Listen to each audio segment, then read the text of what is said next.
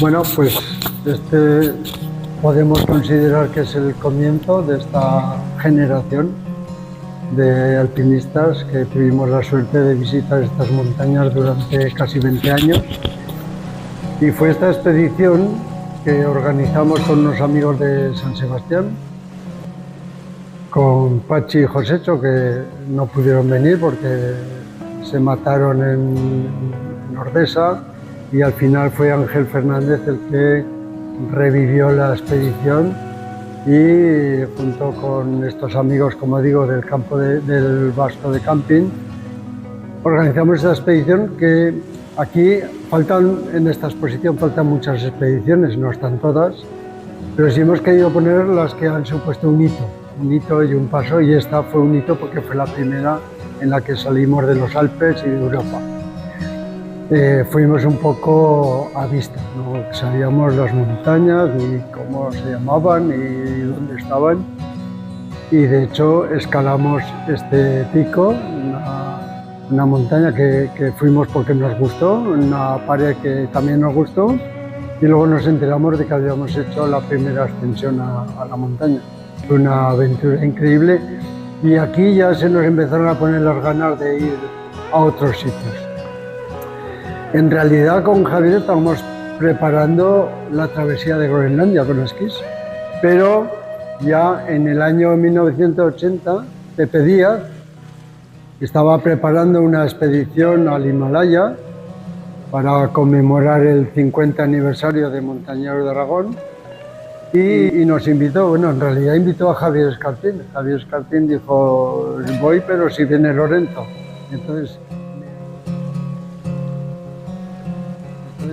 me añadí a esta expedición y fuimos. En principio iba a ser a Nanda Devi, pero los indios nos quitaron el permiso, hubo que buscar otra montaña, y la elegida fue el Varunse, que había estado cerrada las expediciones, solo se había sido una vez por Helmut Hillary, y nos permitía abrir una vía nueva. Nosotros siempre que íbamos por allí pensábamos que había que aportar algo nuevo, abrir alguna vía, hacer algo diferente. Y aquí abrimos una vía nueva. En esta expedición nos juntamos, bueno, además de Pepe Díaz, de Javier y yo mismo, pues venía Lalo, Gonzalo Prado, Carlos Buller, que con Carlos Buller ya habíamos escalado el extremo Sangate en los Andes. Carlos era un amigo norteamericano que habíamos conocido en los Alpes y que luego se hizo un alpinista muy famoso. Venía Jerónimo López, que estaba viviendo en Zaragoza y que tenía experiencia en el Himalaya, había escalado ya en Manaslu, había hecho el primer pico de 8.000 metros de España. Y venía también pues Mané Blanchard y José Ramón Moraneira, que era nuestro médico. Aquí abrimos una vía difícil, de cierta dificultad y compromiso, pero lo que más nos impactó es que estábamos justo enfrente del Makalu.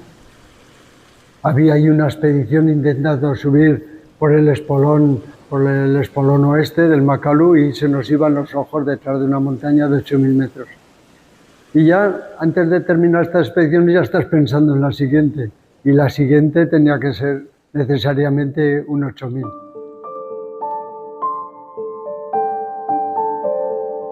En 1982 Peñaguara celebraba el 50 aniversario de su fundación, y pensamos organizar una expedición a una cumbre de 8.000 metros, que fuera factible, que no hubiera subido ningún español y que nosotros pudiéramos abrir alguna vía.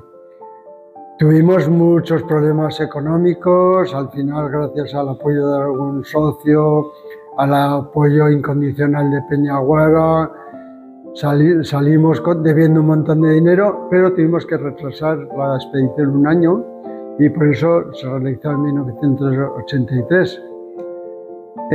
Bueno, pedimos un permiso para el Gasobrun 1 y para el Gasobrun 2, por si acaso, por aquello de hacer algo nuevo.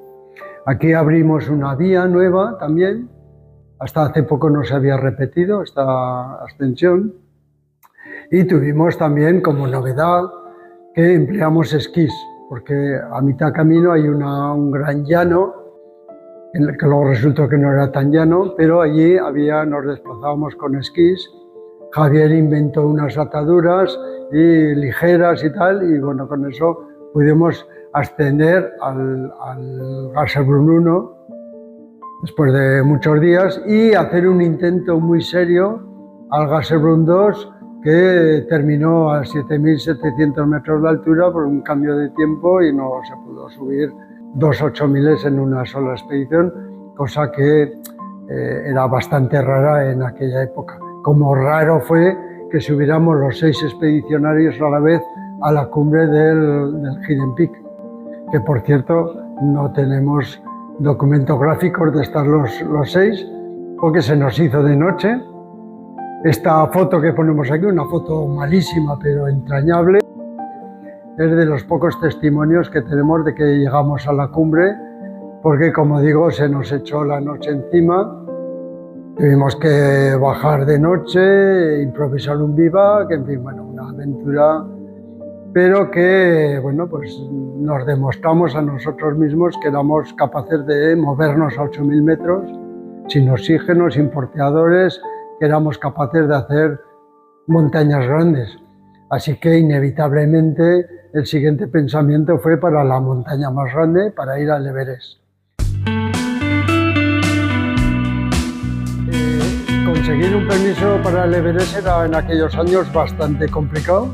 Tardabas años en conseguir permisos. Fuimos buscando, unos amigos franceses y tal. Al final unimos fuerzas con Mari Ábrego, un amigo nuestro que teníamos en Pamplona, que tenía un permiso para ir al Everest en el verano del 89. El verano no es la mejor época para ir al Everest porque es la época de los monzones, hace mal tiempo, nieva mucho, bueno, pues, pero intentamos ir allí al Everest e hicimos un grupo muy numeroso de escaladores porque quisimos que estuviera representado en los clubes más importantes de Aragón. Esta expedición fue un empeño personal de Marcelino Iglesias, que al final no sé cómo se apañó para sacar los dineros y poder sacar la expedición adelante. Hicimos un intento muy serio. En algún momento de la expedición coincidimos con la expedición cívico-militar y junto con ellos hicimos un intento muy serio a la cumbre que acabó a 8.450 metros. Los sherpas nos decían que 8.500 para que nos fuéramos más contentos a casa, pero realmente acabó un poquito por debajo. Al comienzo de la arista había mucha nieve, ya nos lo decían, no, imposible, no possible, mucha nieve, y hasta que no nos llegó la nieve a la tripa, pues no, pues es verdad, había mucha nieve. Pero en esa expedición, de nuevo, fuimos conscientes de que el Everest estaba a nuestra altura. Nosotros no es que fuéramos unos alpinistas muy buenos todos, ni muy importantes, pero formábamos un equipo potente, un equipo fuerte y nos podíamos asumir el reto de subir al Everest. Tuvimos muchos problemas para encontrar un permiso, estaban todos los permisos copados y al final, inesperadamente, una expedición del Centro Excursionista de Valencia, que tenían un permiso para escalar el Everest por la ruta del Khumbu de Nepal, nos invitó a participar con ellos. Pusieron como condición que teníamos que ser 5 alpinistas, porque ellos eran 5. Ellos llevaban un médico, nosotros teníamos que llevar a alguien para ir al campo base y ese elegido fue Pepe Rebollo, porque ya había estado con nosotros en el Everest y bueno, pues era un poco el animador de la expedición. En esta ocasión pues nos volvimos a juntar prácticamente los que habíamos ido al Hidden Peak: Ignacio Cinto, Toño Ubieto, Víctor Arnal, Javier Escartín, lógicamente, y yo. Javier Escartín siempre fue el líder y el jefe de estas expediciones y realmente Javier era la persona que aglutinaba el grupo y el que era un poco el alma de este grupo, ¿no? De este equipo. Bueno, el Everest yo siempre lo pongo como un ejemplo de trabajo en equipo, porque allí había otras expediciones más potentes que la nuestra, con más experiencia, pero fue gracias a que trabajamos y supimos trabajar en equipo con los valencianos y a rotarnos y a trabajar sin importarnos gastarnos para poder ir a la cumbre. Nadie se reservaba, así es como conseguimos escalar el Everest, que precisamente ese año nadie había subido todavía al Everest cuando subimos nosotros. Todos estaban esperando a que los Sherpas pusieran cuerdas, a que vieran huella, no sé qué. Nosotros no esperamos a nadie, hicimos ese trabajo. Hicimos el trabajo de los Sherpas porque lamentablemente los Sherpas que llevamos pues no funcionaron muy bien, no tenían mucha experiencia. Y solamente una expedición rusa que estaba esperando a que alguien subiera a la cumbre, al día siguiente llegaron a la cumbre y ya nadie más consiguió ese año el subir al Everest. Como digo, lo pongo siempre como ejemplo del equipo que formábamos y de la fortaleza como equipo que teníamos. En la exposición hemos querido añadir la expedición a Nanga Parbat, porque Nanga Parbat fue un poco el nexo de unión de Lorenzo Ortiz y de Manuel Avellanas con el grupo que posteriormente iríamos al K2. Lorenzo Ortiz ya había hecho escaladas muy importantes, había escalado en Patagonia una ruta que les valió el Piolet de Oro, a la mejor actividad española de aquel año, habían subido a la Torre del Paine y al Trango, también en el Karakorum. Tenía experiencia, pero no tenía experiencia como subir cumbres de 8.000 metros, pero en esta expedición demostró pues, estar a la altura de estas montañas, consiguiendo llegar a la cumbre en compañía de Joaquín Castellón y José Ramón Agraz, de Montañeros de Aragón de Barbastro, que en esta expedición los Montañeros de Aragón de Barbastro también celebraban su 50 aniversario. La pena fue que la expedición se vio ensombrecida por el accidente que tuvo Toño López, que en el descenso pues murió. Mientras Manuel y Toño Ubieto, que Toño Ubieto era un poco el que presidía, el que dirigía la expedición, pues estaban volviendo para pedir porteadores para ya regresar a casa, pues Toño tuvo un accidente, mala suerte, el caso es que desapareció.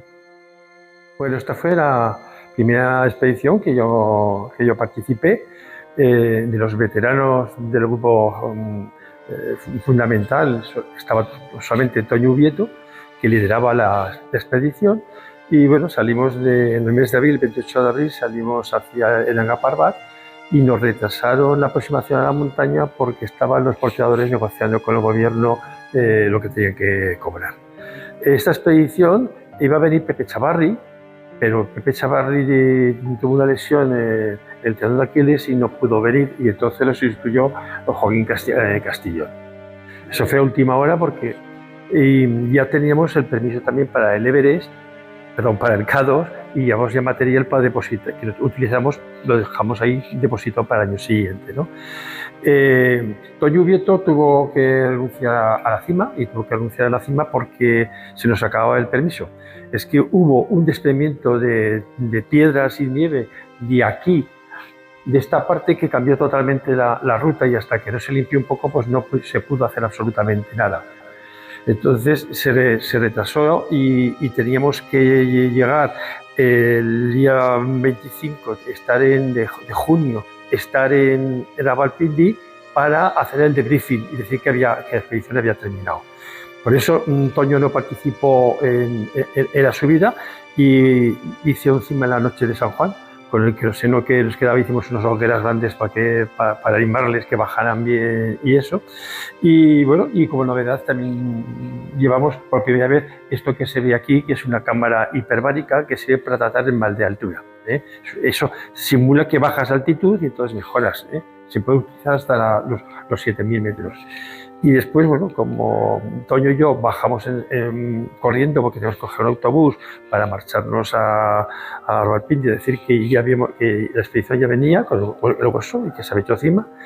Y cuando estábamos bajando muy deprisa, pues nos llegó el ayudante de cocina para decirnos que Toño López se había caído. No sabíamos qué había pasado, que se había caído. Entonces dimos media vuelta y corriendo, otra vez empezamos a tirar corriendo para arriba para intentar llegar al campo base y poder ayudar si se hacía algo.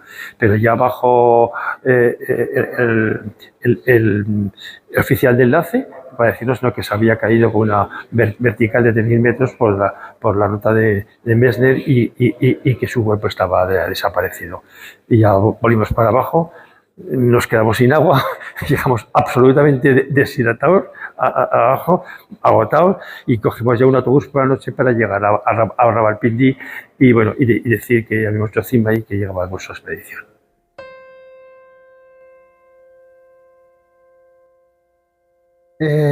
Al año siguiente ya es cuando teníamos preparada la expedición al K2. Como digo, estas expediciones siempre había que prepararlas con años de antelación, muy diferente a como ahora se hace, que prácticamente te apuntas a la expedición un mes antes y vas. Y convencimos a Lorenzo Ortiz para que nos acompañara hacia el K2 porque era una montaña de gran envergadura y creíamos que tenía que venir porque era un poco el relevo generacional de esta generación nuestra. Después de conseguir escalar el Everest, pues la montaña que nos pedía el cuerpo pues era una montaña muy alta, muy bonita, una pirámide perfecta, era el K2, que ya habíamos visto unos años antes yendo al Hidden Peak. En aquellos años nos parecía imposible que pudiéramos ir cualquier día al K2, pero ya en este año nos sentíamos capaces de intentar la cumbre y de hecho habíamos pedido permiso para escalar la ruta Zesen, porque todavía, cuando pedimos el permiso, todavía nadie había conseguido llegar a la cumbre siguiendo esta ruta. Y nuestro afán de hacer algo diferente, de aportar algo, pedimos un permiso. Lamentablemente, Juanito Yarzábal y compañía nos pisaron la primera ascensión por la ruta Zesen en el año de antes, pero no importaba, íbamos a seguir esta ruta muy elegante, muy directa, que va a la cima, hasta la cima, siguiendo una ruta con no muchos peligros objetivos, bastante segura. El problema es que era muy difícil de ubicar los campamentos, no había sitios adecuados, era muy continua, pero bueno, ahí es que nos dirigimos. Volvimos a recorrer todo el glaciar de Baltoro, todas aquellas aldeas que habíamos visto hacía unos años, 12 años antes, a cruzar el río Braldo, en fin, a recorrer este paisaje impresionante, lleno de montañas altísimas, esbeltas, seguramente uno de los paisajes más impresionantes de los que hemos visto nosotros en el Himalaya y en las montañas tan lejanas. Después de una semana de recorrer el glaciar de Baltoro, del río Braldo al glaciar de Baltoro, al final llegamos a la base del K2, en el glaciar de Godwin-Austen. Habíamos recorrido pues cerca de 90 kilómetros que miden todo este sistema de glaciares. Se tarda, como digo, una semana y llegamos al campo base justo al pie de la pirámide perfecta del K2. Allí había otras expediciones. Cuando llegamos había una expedición neozelandesa, había llegado prácticamente con nosotros, pero ya había una expedición de holandeses, que ya llevaban bastante adelantado el ascenso hacia el K2, y había una expedición catalana que estaba intentando la misma ruta que nosotros. Esta expedición catalana la verdad es que nos vino muy bien. No pudieron ellos subir a la cumbre, bajando incluso tuvieron un accidente y se mató un compañero de ellos, que bajamos el cuerpo nosotros. Pero nos vino muy bien porque habían dejado cuerdas fijas en los lugares más difíciles y eso nos facilitó bastante la escalada por la ruta César. Poco a poco fuimos subiendo. Como digo, era muy difícil encontrar buenos sitios donde montar el campamento, y el primer campamento útil, porque habíamos puesto un campamento 1 a 5.600 metros, pero apenas lo utilizamos. Instalamos un campamento 2 a 6.600 metros. Esto implicaba subir 1.600 metros de desnivel hasta llegar a este campamento. Y el problema es que cada vez que subíamos a este campamento nos lo encontrábamos totalmente sepultado, porque caía nieve, se deslizaba la nieve por la ladera, y a las 8 o 10 o 11 horas que nos costaba subir había que añadir 2 o 3 horas de palear para desenterrar las tiendas y esperar que no estuvieran rotas, porque en alguna ocasión las encontramos rotas e inservibles. Así fuimos subiendo hasta que llegamos a 7.000 metros, 7.100, donde pusimos una tienda ya muy alto, en un sitio, tampoco encontramos un sitio mejor, pero picamos una plataforma en el hielo y pusimos una tienda ahí a esa altura, y esa fue durante todo el mes de junio y julio, fue la máxima altura que conseguimos subir en el K2. Ya vino después un tiempo un tiempo malo, de nieve, de mal tiempo.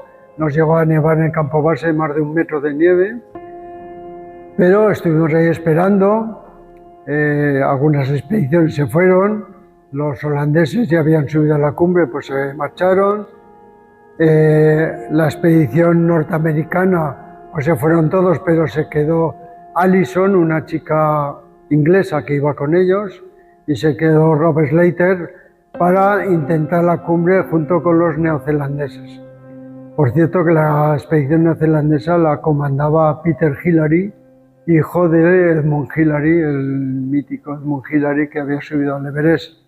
Bueno, esta es una vista de nuestro campo 2 en plena ladera, y se hace una idea de la pendiente continua que hay hasta el pie de la montaña. Recuerdo que se me cayó una máquina de fotos que era de Javier Escartín, y aquella máquina solo le vi dar el primer bote, ya no la vimos más.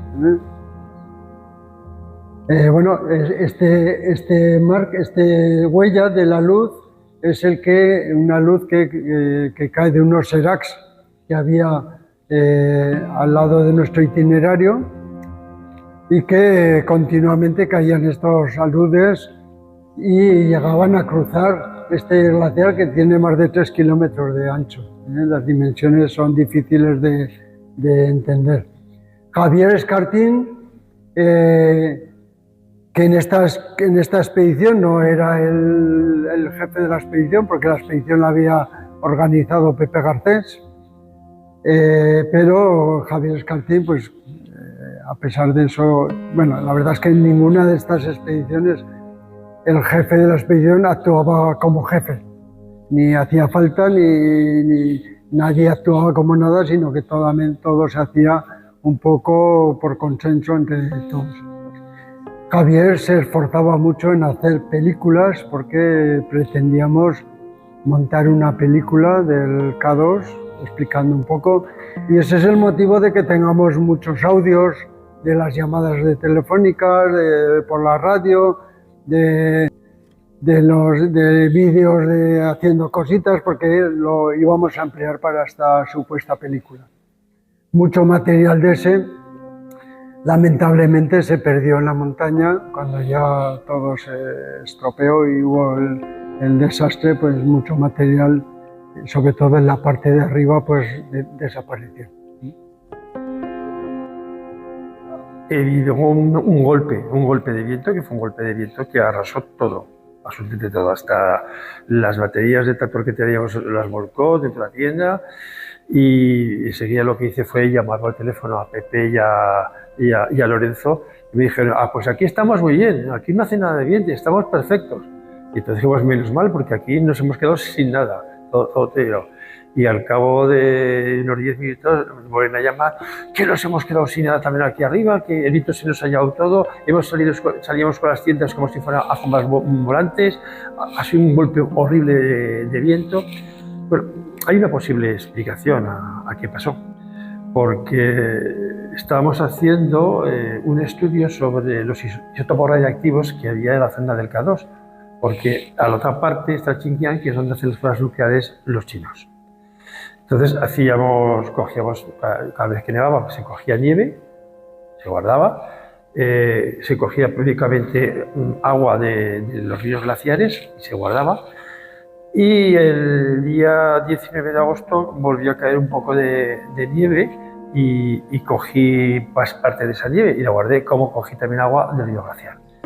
La sorpresa fue que cuando la Universidad de Zaragoza estudió la cantidad de isótopos que había, entre el día, pues se tomaría el día vez, pues a lo mejor el últimas semanas, para el 8 o el 7 de agosto, y en el 19 había triplicado la dosis de radioactividad. Y la radioactividad que daban era exactamente la que dan los chinos que hay en la zona del Xinjiang, donde hacen las pruebas nucleares. Eso quedó allí, pero los neozelandeses, los kiwis, preguntaron qué ruta lo sabía, llamaron a la Universidad de Zaragoza y les dijeron de que el gobierno neozelandés había confirmado que había habido una explosión nuclear en la zona de Xinjiang. Esto no. Pero vamos, lo cierto es que se triplicó los niveles de radioactividad de un día antes de subir a cuando se bajó. Yo no sé si esto será así o no. Lo que sí que es cierto es que apareció un viento repentino, eran como ráfagas de viento, y a la mañana siguiente la mañana era tranquila y ya no había más viento. Y esa misma noche hizo encima en el Rock Peak y no tuvieron viento para nada, fue solamente la zona nuestra. Bueno, se murieron los 6 más y un canadiense de altura, que igual que nosotros estuvimos en nuestro campamento aguantando la noche, él estuvo en el suyo. Él tuvo más mala suerte porque le cayó alguna avalancha y le rompió la tienda, perdió las botas. No se explica muy bien cómo consiguió bajar hasta el campo 2, pero llegó en unas condiciones tan malas que se quedó dormido y murió. Sí, además, al día 7, o sea, la mañana del 14 de agosto, todo era muy confuso. Y los que estaban bajando del Black Peak comentaban de que bajaba gente por los abusos. La esperanza nuestra era que los abusos estaban mucho mejor equipados y que bajarían junto con los aceleres por la vía de los abusos, ¿no? Y llegaron unos portadores que sí, que han visto uno que lleva un traje plateado. Y entonces, plateado lo llamaba Javier Escartín. Sí. Digo, pues entonces están bajando, ¿no? Están bajando. Y entonces lo que hice fue llamar por teléfono a Peter Girari para que me confirmara si bajaban por ahí o no bajaban, ¿no? Y lo llamé y lo que me dijo, este teléfono de emergencias, tenemos una persona muy mal y no está bajando nadie. Bueno, pues a nivel personal mi vivencia con las expediciones era con muchos celos. Yo les tenía unos celos grandiosos de no poder estar ahí con ellos, ¿no? Vivía la transmisión de sus bondades y lo bien que se lo estaban pasando, porque nunca me contaban los problemas que tenían particulares. En cualquier grupo humano, cualquier familia, hay historias interiores, pero eso nunca me las llegaron a contar, con lo cual yo entendía que eran los hombres más felices del mundo en esas montañas. Bueno, la verdad que aquí se vive con incertidumbre, se vive con inquietud, porque conociéndonos como nos conocemos sabíamos que nunca nos contaban pues aquellas cosas que ellos mismos ya nos filtraban y que no querían que nos enterásemos, con lo cual todo era bonito, bueno, y que todo iba sobre los planes previstos. El no poder disfrutar de la montaña en su punto, pues bueno, y te gusta y ya optas porque nunca podrás ir, pues porque la vida de cada uno la tiene organizada de la forma que la tiene, pues hombre, una forma de sentirte de ese equipo, de sentirte de ellos, pues era echar una pequeña mano y una colaboración en esos quehaceres que, bueno, que a ellos les quitara, pues por ejemplo, inversión de tiempo. Este tipo de expediciones que se hacían entonces, hay que pensar que todos teníamos nuestras unidades familiares, pues para ellos era duro el marcharnos 105, 90, 70, 80 días a unos campos bases, a unas montañas tan lejanas y dejar aquí pues familias que al fin y al cabo pues también eran personas castigadas por esa incertidumbre. Bueno, pues entonces ese trabajo de ánimo, de comunicación entre ellos y las familias, pues yo me prestaba a hacerlo pues muy gustosamente, pues un poco por transmitirles lo bien que estaban disfrutando en las montañas. Y luego pues echar esa colaboración también con otra gente, pues en facilitarles esas conexiones de comunicación con medios de comunicación, con proveedores, con instituciones, y luego pues ayudarles a llenar esas inquietudes de cantidad y cantidad de cubas, de material, de alimentos que había que enviar a las zonas donde ellos iban.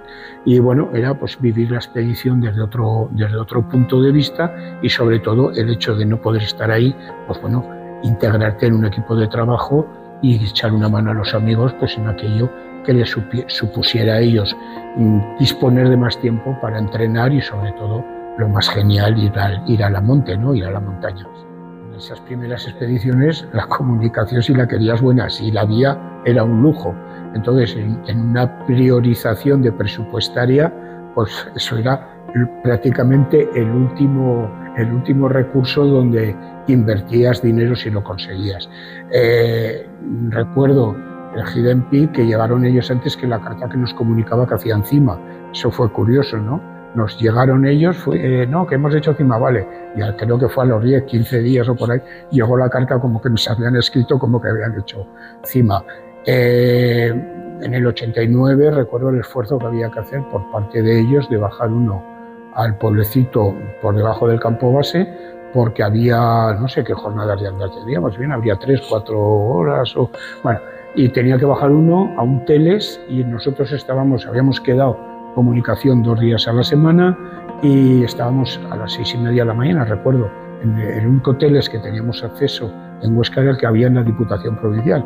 Y ahí estábamos en la oficina de prensa de la DPH, de guardia, esperando que el aparato sonara. Sonaba el teles, lo leías rápidamente, contestabas, y a esperar que se hiciera un poco más de día, que ya eran horas de comunicación para llamar a las familias y decir que nos han escrito, que están bien, tal. Bueno, poco a poco, en el 91, tuvimos la suerte de tener algún dólar más y poder pagar minutos de comunicación a una expedición que tenía teléfono en el campo base, y lo mismo que en el 95. Pero ya en el tema del K2 ya nos hizo reflexionar, y ya dijimos que la comunicación no era un tema secundario, sino que pasaba a ser un tema prioritario. Entonces, bueno, en el club se invirtió comprando un teléfono vía satélite y pagar la línea satelital. Eso sí, también nunca podías comunicar cuando querías, sino cuando había línea, porque como tampoco teníamos mucho dinero, nuestra línea no podía ser preferente, sino una auxiliar. Pero no es que en el 95 no se quisiera hacer la inversión, es que ese teléfono no se había inventado todavía. Había que ir a una tienda, que era todo una parabólica y una parafernalia para poder comunicar. Una anécdota, en el Everest del 89,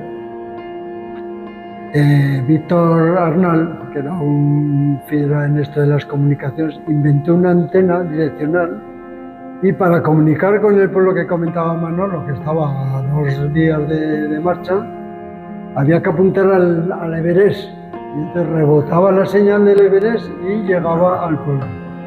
porque directamente no sabíamos conectar. En K2 no llevábamos teléfono satélite nosotros, porque los holandeses llevaban y los neozelandeses también llevaban, entonces no se llevó. Cuando los neozelandeses llegamos, acaban de hacerme, estaban a punto de hacer cima, lo hicieron al día siguiente, y mientras estuvieron ahí pudimos llamar, pero con un cronómetro que te cronometraban y te cobraban el minuto a no sé qué pastor. Y curiosamente se marchan los neozelandeses y el teléfono satélite se marchan, los holandeses y el teléfono satélite de los neozelandeses se estropea. Entonces nos quedamos sin ningún sitio de posibilidad de comunicación desde finales del principio de julio. En el Broad Peak había una expedición norteamericana, y entonces Scott Fischer. Y esta expedición norteamericana llevaba un teléfono vía satélite clandestino. No habían pedido permiso y tal. Entonces, nosotros no sabíamos que existía este teléfono, pero los holandeses, los neozelandeses sí que lo sabían. Entonces fueron a llamar a sus familias para comunicar los problemas que había habido.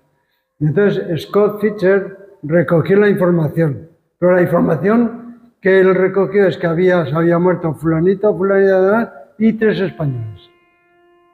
Nosotros estábamos pensando que nadie se había enterado y estábamos esperando todavía que alguien pudiera bajar. Cuando nuestro cocinero, Abdul, oyó por la radio la noticia de que había habido el accidente en el K2, que se había muerto Allison, Robert Slater, Bruce Reyes y 3 españoles, sin nombre.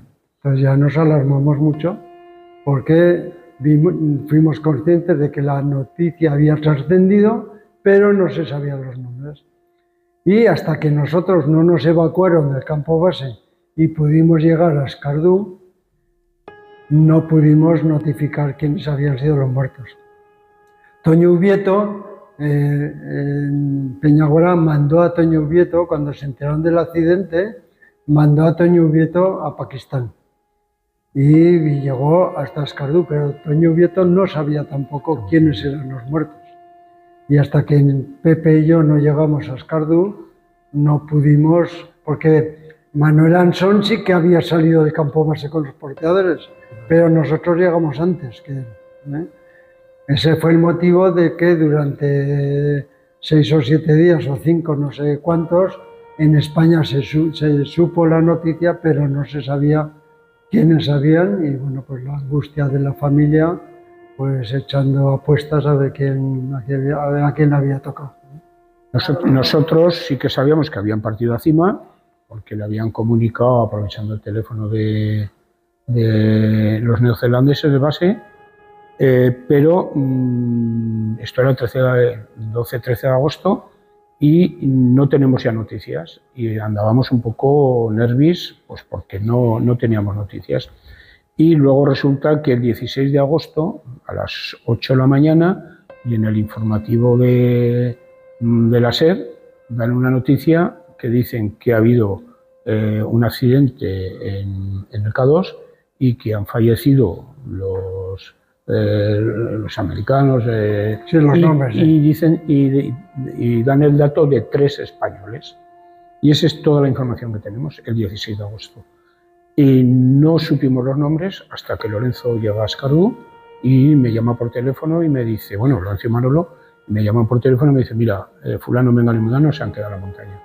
Entonces, desde el día 16 hasta el día que ellos nos llamaron, pues la verdad que se vivieron 4 o 5 días aquí en Huesca muy nerviosos, porque sabíamos que teníamos de nuestra expedición había 3 fallecidos, pero en ningún momento a los familiares les podíamos decir quién eran, porque no teníamos el dato. Y la verdad que son momentos jodidos, pues porque los humanos somos tan impresionantes que de no saber nada somos capaces que tenemos la información, ¿no? Y se generaron ciertas especulaciones desagradables de reparto de los nombres. Y desde el club, desde luego, mantuvimos una posición muy creo, ya no sé si muy dura, pero sí muy fría, en que hasta que no tuviéramos la noticia nosotros no dábamos ninguna especulación porque no teníamos la información. Eso sí, tomamos la decisión de mandar a Toño Ubieto, lógicamente, como ha dicho Lorenzo, para que fuera una persona de apoyo al llegar a ellos, porque sabíamos que bajarían, los que volvieran bajarían fastidiados. Ya no sé si físicamente, pero sí, desde luego, moralmente hechos polvo. Y esto es la historia. La verdad que fue agosto, fijaros, las 16 de agosto al 20 de agosto, no había noticias en el mundo, no había nada, estaba el mundo parado, y lo único que circulaba por todos los informativos era el accidente del K2, ¿no? Lo que había pasado en el K2. Y la verdad que bueno, pues nosotros nos mantuvimos, lógicamente, creo que era nuestra postura desde Huesca, desde el club, en esa frialdad del dato de decir, oiga, que no le puedo contar nada, porque aparte de las gestiones que se hicieron, de llamar a la embajada, hablamos con Escardú, con los hoteles de ahí de Escardú, para ver si nos podían facilitar información de alguien que hubiera bajado del Val Toro y que pudiera haber contado. No ha bajado nadie, entonces nos decían que bueno, que todavía no ha bajado nadie, hasta que lógicamente llegaron ellos y nos avisaron y nos llamaron. Para subir una montaña, pues hay que tener de 8.000 metros. Los 8.000 son un mundo y las demás montañas veo yo que es otro mundo. Pero los 8.000 se han convertido pues en una mercancía para turistas alpinistas, más turistas que alpinistas. Porque subir una montaña, tal como hacíamos nosotros, por nuestra cuenta, sin porteadores, abriendo el camino, abriendo rutas nuevas y tal, ahora es muy complicado. Porque, como digo, todos los permisos los tienen copados las agencias. Hay equipos de Sherpas que montan la cuerda fija desde la puerta de la tienda hasta la cumbre. Hasta que la cuerda fija no está puesta, nadie se mueve de allí. Oxígeno a punta pala, porque también las expediciones, es lógico, van con mucho menos tiempo. Ahora, este año, hay el proyecto de subir al Everest en una semana. Entonces, bueno, pues todo con unos medios, se están empleando helicópteros para llegar a campamentos de altura, oxígeno desde 6.500 o 7.000 metros de altura, es otra historia, ¿eh? Entonces, bueno, yo estoy muy contento de haber vivido la historia anterior, porque ahora no sé si me compensaría. El que quiere hacer alpinismo de verdad, hay otras montañas de 7.000 metros, de 6.000 metros, más difíciles, no tan altas, pero no fuera de la masificación, y es donde en la actualidad se está desarrollando el alpinismo. Los 8.000, como digo, pues han degenerado, y ahora pues la gente se apunta al viaje.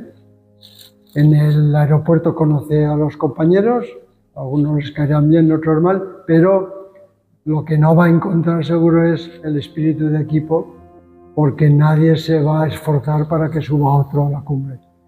Y esto se ha convertido, el 8.000ismo se ha convertido en esto, no sé si para bien, para mal o para qué, pero ya no lo quiero. Para tener miedo hay que conocer el medio y tener la percepción del peligro. Y yo creo que ahora esta gente, algunos seguro que sí que lo tienen, pero normalmente no van a tener la percepción del peligro, porque yendo 200 personas haciendo cola en la arista hacia la cumbre, pues en ese montón de gente, en ese rebaño, pues no tienen la percepción del peligro que puedes tener si estuvieras tú solo. Yo me río ahora cuando la gente sube en solitario y sin oxígeno. Bueno, solitario y sin oxígeno será porque estás enfadado con los de alrededor y no te hablas. Pero estás subiendo allí y en cualquier momento que tengas cualquier problema te enchufan el oxígeno cualquiera de los que esté ahí al lado. Se habla mucho de la falta de solidaridad con la gente que no puede subir, que se queda sentada y tal. Pues es que no lo conocen de nada. Hay un tío ahí que se ha sentado y que está muriéndose Dice, yo que llevo toda mi vida ahorrando los $60.000 que cuesta subir aquí, me voy a fastidiar por un tío que no conozco. Yo subo a la cumbre y este que se apañe a que no hubiera venido. Y esa es como está la cosa. La evolución que ha llevado el alpinismo de alta dificultad, el himalayismo, Lorenzo lo ha explicado muy claro. La gente auténtica montañera que le tiene esta acción como deporte, como pasión, pues ha reducido su marco de actuación a otro tipo de montañas, aunque sea en la misma cadena, buscando estos fines que también ha descrito Lorenzo. En estos momentos yo creo que se ha perdido un poco también el espíritu aventurero, porque esto no deja de ser. Tiene que llevar esa compaginación de querer ir, de pasártelo bien, más tu preparación técnica y tu preparación mental, y tener ese espíritu también de aventurero, porque al fin y al cabo esto es una aventura. En estos momentos nos falta, bueno, no tenemos aventureros. Faltan vocaciones. Como vocaciones, no tenemos, bueno, a ver, son ciclos, o sea, el tener una generación como tuvimos en la década 70, 90, pues no, cuesta, ¿no? Que un grupo se haga amigo, que se conozcan, que se junten, que se aguanten, que se soporten y que encima no se enfaden. Y si se enfadan, solo es el minuto de la expresión del gas y luego otra vez a currar juntos. Bueno, pues yo solo deseo que esta exposición, que este recuerdo a esta generación sirva para que otro equipo humano del club, chavales que tenemos majísimos, que están muy preparados, sobre todo ahora físicamente, porque ahora se entrena mucho y técnicamente también, pues den ese pasito de aventura y nos vengan a plantear historietas de estas, que yo estoy seguro que el club las tomará con todo el cariño del mundo y se esforzará para buscarles, bueno, pues que esa parte de dificultad para estos proyectos, que primero es la pela y luego, bueno, pues la experiencia, aportar por parte del club la experiencia que tenemos en esta clase de movidas. Yo es la ilusión que tengo de que pueda salir de todo este recuerdo, ¿no? de lo que tuvimos y seguimos teniendo, lógicamente. Pero bueno.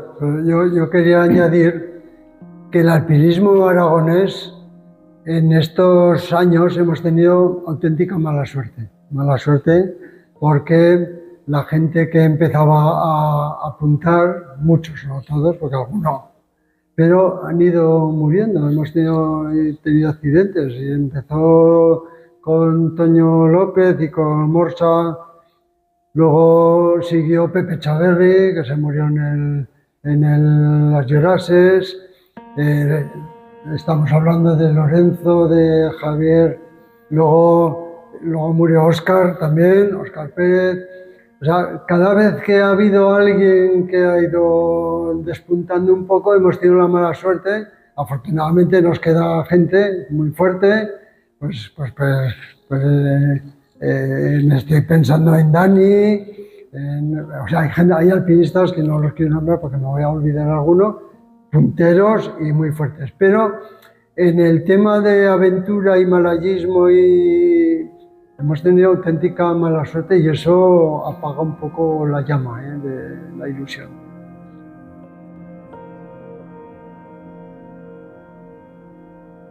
Irrepetibles somos todos. Pero esta generación que formábamos, primero nos encontramos todo por hacer.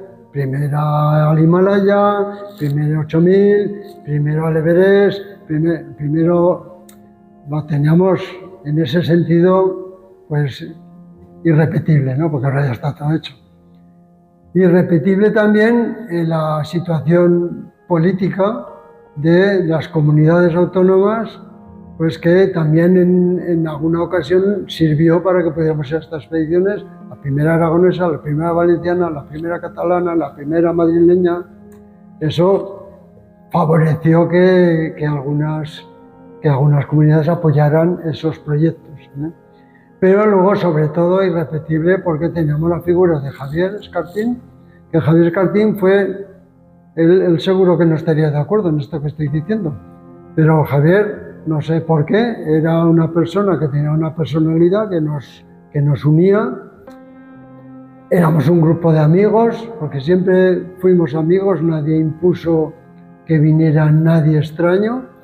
Éramos un grupo de amigos, pero Javier Escartín era la persona que no sé, pues armonizaba aquel grupo y lo que nos hacía sentirnos unidos. De hecho, desapareció Javier y el grupo seguimos de amigos, pero como grupo pues ya ha desaparecido.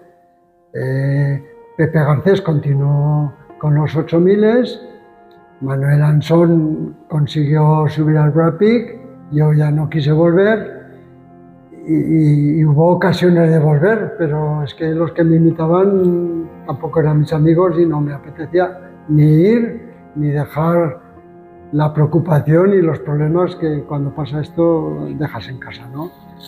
Y en ese sentido yo creo que era una generación pues que luego habrá otras mejores, seguro, pero no serán como esta. Yo lo tengo claro que el tema está exclusivamente para mí el factor más importante es el grupo de amistad que había y de confianza entre ellos y sobre todo que se conocían. Entonces, como ya se conocían tanto, sabían cuál era la parte mala de cada uno. Y como ya la conocían, pues cuando uno se ponía a cantar, dice, bueno, pues ya se callará, le cuesta 10 minutos, ¿no? Termina de cantar. Bueno, digo lo de cantar, pero quiero decir que estaban tan convencidos de la reacción que iba a tener el colega, el compañero, y roncando en la misma tienda. Bueno, todo esto, a ver, está roncando, pues le quedan 10 minutos de roncar. Bueno, pues quiero decir, ese bloque de soportarse que tenían entre ellos, que yo desde luego a lo largo de todos los equipos, cuadrillas, gente o grupos que a lo largo de tanto tiempo hemos vivido en Peñaguara, no he visto después de un grupo tan afín y tan unido y con esa capacidad de soportarse. Yo desde luego eso es muy difícil volverlo a tener, a no ser de que se genere otro grupo de gente joven, amigos desde hace mucho tiempo, y que decidan, bueno, dar este paso soportándose y aguantándose. Para mí es el punto fuerte de este equipo, de esta gente. Bueno, yo poco que añadir, se ha dicho todo, ¿no? Pero por no discutir, no se discutía ni jugando al guillote. Y se pasaban muchas horas jugando al guillote. Porque no sabíamos jugar ninguno. Pero bueno, pero ni se discutía, ¿no? Cuando vas a un llevar y están jugando, están todo el día discutiendo. Ahí nada, como bien decía Lorenzo en aquellos tiempos, en los campos bases se come hasta que te da el sueño y te despiertas cuando te da hambre. Entonces estabas todo el día comiendo, jugando las cartas, comiendo cacahuetes, frutos secos, etc. Y después añadí lo que ha dicho Lorenzo, que sí que hubo un intento de intentar volver al Himalaya. Cuando en el 2001 fue Pepe Garcés, yo estaba más en Candachuy, él estaba llevando el refugio, me llamó. Y entonces, bueno, me dejó que por favor que fuera con él y estaba Julia, mi mujer, también con una Nacho, y dijo, por mí haz lo que quieras, no hay ningún problema. Y lo que pasa es que hubo problemas y no me dieron permiso para ir. Pero sí que había un permiso para ir al Makalu, que Pepe se había dicho a Lorenzo también tenía Pepe en casa, me había dicho a mí, y hubo la mala suerte que la erupción de la cumbre de Urajiri se mató Pepe y entonces ya ni pasó por la cabeza ni nada a ninguno al Makalu. Después de esta expedición, a ver, y se me ha olvidado antes decir, y lo quiero decir, porque Manolo está aquí delante, irrepetible también es estar con un club y una persona que te está sacando todo el trabajo que no sabemos hacer, burocrático, de pedir, de ir allí. Y nosotros lo que sabemos es subir montañas y bajar, pero Manolo y desde el Peñaguara siempre ha sido un apoyo fundamental. Pero como digo, luego ha habido otras expediciones. De hecho, amigos nuestros subieron al Choyu de Peñaguara, pero no fraguó como grupo, no porque se llevaran mal ni nada, sino bueno, pues subieron al Choyu, pero no hubo ninguna otra continuidad como grupo. Eso demuestra un poco lo importante que es que haya un líder alguien que sea el que aglutine al grupo que sea. Es curioso que cuando tienes buena gente, buen equipo preparado para cometer estas excursiones, estas salidas a macizas tan interesantes como los 8000, no tenías recursos, no tenías dinero, era muy difícil el tener líneas abiertas que te ayudaran rápidamente a obtener recursos para poder financiar los proyectos. Bueno, la experiencia a base de tanta expedición nos llevó en el club a poner una campaña en marcha que se llamaba Peñaguara de 8000 a 8000. La intención que tenía esta campaña, ojo, y que aún está en el cajón, se puede rescatar, era simplemente tener unas líneas abiertas para que en el momento que hubiera proyecto deportivo rápidamente recaudar economía para poder financiar el proyecto. La idea final deportiva era que Peñaguara en su momento, sin plazo de tiempo ni nada, pudiéramos tener en nuestro bagaje con diversos equipos los 14 8000 del mundo. Esto era el significado del proyecto.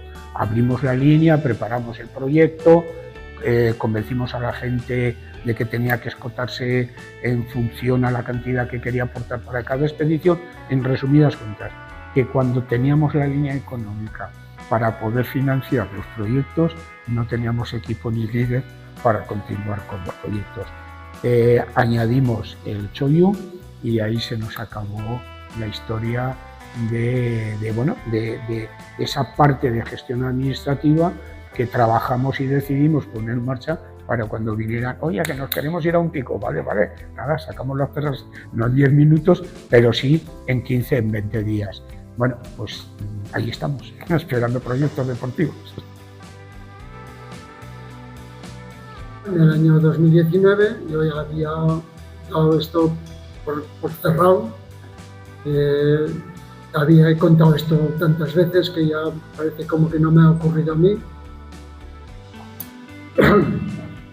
Bueno, el caso es que volví. Yo pensé que aquello lo tenía el asunto cerrado y no lo tenía cerrado. Fue una alegría volver al K2. Fue como ir a visitar a los viejos amigos. Y nada más.